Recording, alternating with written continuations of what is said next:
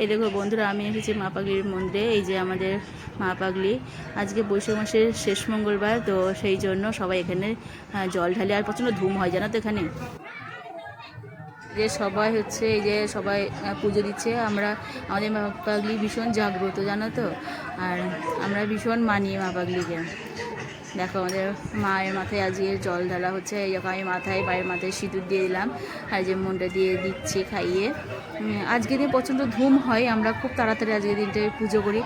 আর গেল বছর আমি গিয়েছিলাম না তো বাঁকে করে নিয়ে জল ঢালতে, কিন্তু এবার আর সম্ভব হলো না। এইভাবেই দিলাম এবার পুজোটা। মা যেন সন্তুষ্ট করে আমার পুজোটা নেয়। আর তোমাদের যাদের যা মনস্কামনা আছে মা পাগলিকে বললে অবশ্যই মা পূরণ করবে, কেননা আমাদের মা পাগলি ভীষণ জাগ্রত। আমি ছোট থেকেই মায়ের ভীষণ ভক্ত জানো তো, আমার মাকে ভীষণ ভালো লাগে। এরকম মাকে আমি মুন্ডা খাইয়ে দিয়েছি। এবারে পুজো দেওয়া হয়ে গেল, বাইরে গান হচ্ছে।